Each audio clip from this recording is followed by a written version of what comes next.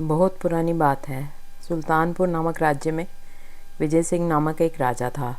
उसके समर और अमर नामक दो क्रूर पुत्र और एक दिव्या नामक सुंदर पर नकचढ़ी बेटी थी। रानी पद्मावती काफ़ी शौकीन थी। राजा भी बहुत विलासी और आलसी था। भोग विलास में पूरा जीवन व्यतीत करता रहा। उसके राज्य में जनता बहुत परेशान थी। राजा सारा दिन महलों में ऐशो आराम में अपने परिवार के साथ पड़ा रहता, इसलिए उसे प्रजा की तकलीफ़ का कोई अंदाज़ा नहीं था। जनता बड़ी लाचार थी। कुछ आगेवान मंत्री के पास गए और अपनी आप बीती कहा, मंत्री जी, 2 साल से देश में अकाल पड़ा है। खाने को रोटी तक नसीब नहीं होती। राजा को कहो कुछ करे, वरना हम भूख प्यास से मर जाएंगे। मंत्री ने जनता की मांग को आवाज़ देने का तय किया, क्योंकि वह मंत्री प्रजा की तकलीफ़ समझ सकता था। पर वह बेचारा भी क्या करता। वह राजा के पास गया। राजा उस समय अपनी रानी के साथ ताश खेल रहा था। उसकी तीनों संतति खेल का आनंद ले रही थी। मंत्री ने कहा, महाराज, देश में अकाल पड़ा है। प्रजा के पास खाने को रोटी भी नहीं है, कुछ करें। यह बात सुन रानी हंस पड़ी और बोली, ऐसी छोटी छोटी बातें लेकर हमारे राजा को परेशान मत करो। उन पे वैसे भी काम का बोझ रहता है। जनता के पास रोटी नहीं है तो उन्हें कहो वो ब्रेड खाएं। मंत्री ने बौखला कर कहा, पर महारानी, वे गरीब रोज़ ब्रेड कहाँ से लाएंगे। महारानी पद्मावती ने कहा, बेकरी से, हर चौराहे पर वो होती है। कल तो वो मेरी सेविका चंपावती भी मेरे लिए लेकर आई थी, तो प्रजा को क्या तकलीफ़ है। मंत्री ने कहा, पर महारानी पद्मावती, बस मंत्री, बात पूरी हुई, आप जा सकते हैं। बेचारा मंत्री क्या करता। बाहर खड़ी जनता को रानी ने दिया जवाब सुना नहीं सकता था। उसने बाहर आकर प्रजा को कहा कि हमारे राजा जल्दी कुछ करेंगे। जमा हुए नागरिक बेहद खुश हुए। महाराज की जय का नारा लगाते हुए वहाँ से बिखर गए। काफ़ी दिनों के पश्चात भी कुछ नतीजा नहीं मिलने पर बौखलाई प्रजा फिर से मंत्री से मिली और कहा, मंत्री जी, अब तो हद हो गई। अब तो पीने को पानी भी नहीं मिलता। कई दिनों से हमने स्नान तक नहीं किया। तालाब और कुएं सूखे हैं। हम भूख और प्यास से मर रहे हैं। उनकी वेदना देख मंत्री फिर राजा से मिला और बोला, महाराज, जनता ने 4 दिनों से कुछ खाया नहीं है।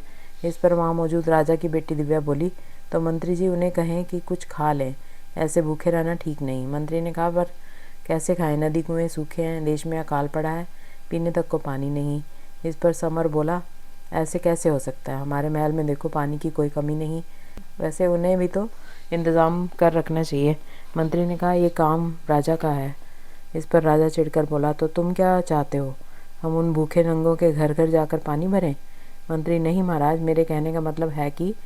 रानी ने कहा, तुम्हारे कहने का मतलब हम अच्छी तरह से जानते हैं। तुम्हारी नज़र राजा के इस कुर्सी पर है, और वैसे भी उन लोगों को कुछ देकर उनकी आदत बिगाड़ने की क्या ज़रूरत है। आज पानी मांगेंगे, कल को खाना। घर सब हम देंगे तो वे क्या करेंगे। मंत्री ने राजा को सलाम कर वहाँ से निकल गया। बाहर आकर उसने प्रजा को कहा, कल मेरे घर आना, सबको कुछ न कुछ मिलेगा। लोग खुश हुए। महाराज की जय बोल वहाँ से निकल गए। मंत्री बड़े दयालु थे, प्रजा के दुख को समझते थे। उसने घर आकर अपनी पत्नी से बात की, प्रजा का दुख कहा। उसकी पत्नी भी दयालु थी। उसने अपने सारे जेवर उतार कर मंत्री को दिए।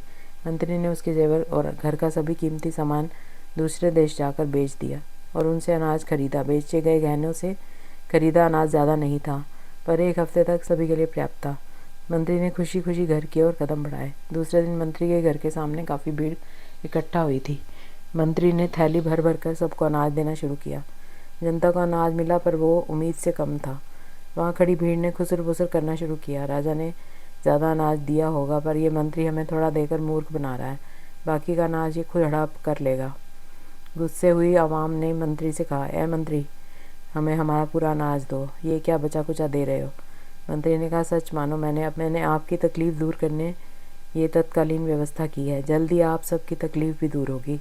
मैं दूसरे देशों की नदियों को अपने देश की नदियों से जोड़ने वाला हूँ। पर जनता को उसकी बातों पर भरोसा नहीं हुआ। उन्होंने क्रोधित होकर मंत्री को तब तक मारा जब तक उसके प्राण शरीर को छोड़ नहीं गए।